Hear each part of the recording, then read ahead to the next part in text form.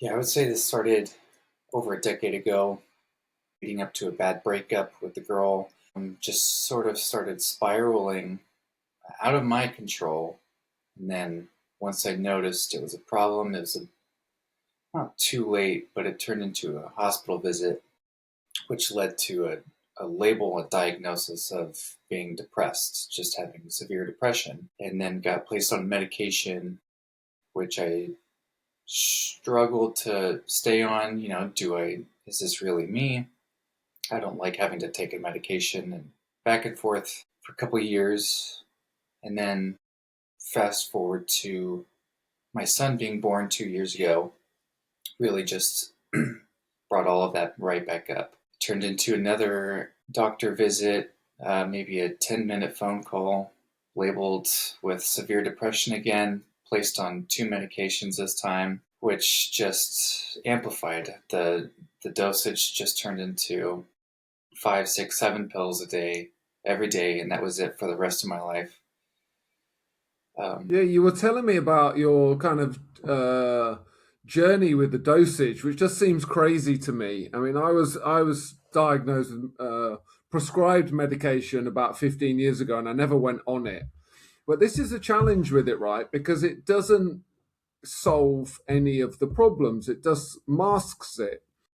And in fact, if it's not working and you go back to the people that are prescribing you the drugs, they just increase the drugs, right? So tell us a little bit about your kind of dosage journey. yeah, when I first started the medication over a decade ago, it was, I would say, like 5 milligrams. It was maybe half of that, leading up to I think 15 milligrams of an antidepressant, and then almost 1,300 milligrams of a mood stabilizer. And these pills, they're horse pills that came in like a mason jar. And it just, yeah, anytime I message, these were just messages between me and my doctor. Hey, I'm feeling depressed. It was met with increase this by 5 milligrams starting tomorrow. Let me know in a week how you're feeling.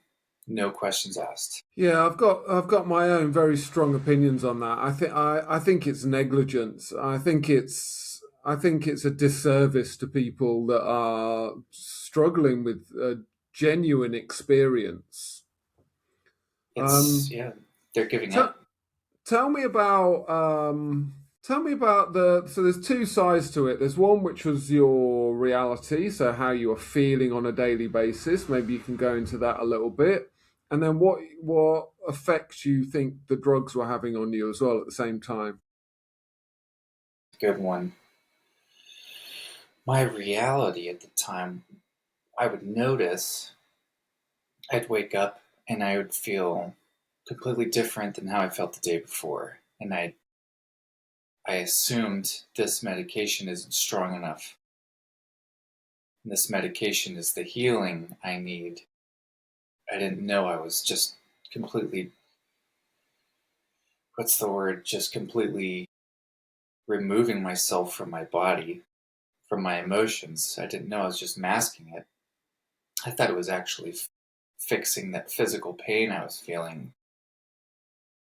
It's a great point actually, and I don't know the answer to this. But what was your expectation or what was your understanding of these drugs that you were taking? What were they supposed to be doing? Fixing me. I Do thought you even I know? thought, Like, do people even tell you?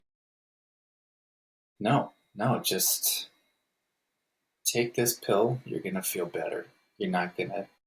Yeah, I assumed I would feel better. Not, I wouldn't feel anything. Yeah. But now we know what that experience is. Now we know that that depressive experience is the attachment to repressed emotions. And again, we'll get into that into a bit more detail. It might be a foreign concept to some people, but it's not foreign to us at the Lighthouse Project.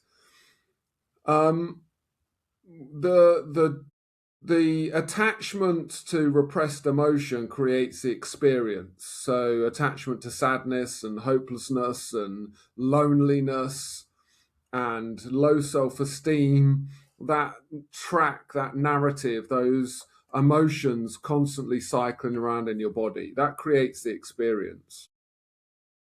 And the medication, as far as I can see, I think they do actually work for some people that are on the brink of suicide and can't manage those feelings at all. They can help to reduce the severity of those feelings. But again, you're never going to get to the bottom of those feelings with a medication because it cuts you off from them. So, what's that feeling like when you're on the meds and you've got this disconnect? Remember, really remember if after my son was born, getting back on the medications and that dosage was really amplified. I remember this feeling of dying. Feel like me as a person, my personality, everything inside of me is just sort of going quiet. And that was pretty sad to experience. But at the time, I thought, this is good because what I was just going through, what my wife was just experiencing from me, is was so was so rough. I need to do this to fix me and to help my family out. It That's just fucked, isn't it? Because that's like totally. now we know that the depression is caused by low self-esteem and the emotions that you're experiencing. So you dampen that down, and that's a sad feeling. So you're replacing the sadness of the repressed emotions with the sadness of dampening yourself down. But also, you're like, well, that's a good thing because me, I'm broken, I'm wrong, right? I'm this person that's depressed. So you're resigned to the fact that that person just needs to be quietened and that person needs to go away, which is then a reaffirming of the low self esteem in some ways. Like a snake eating itself. Yeah.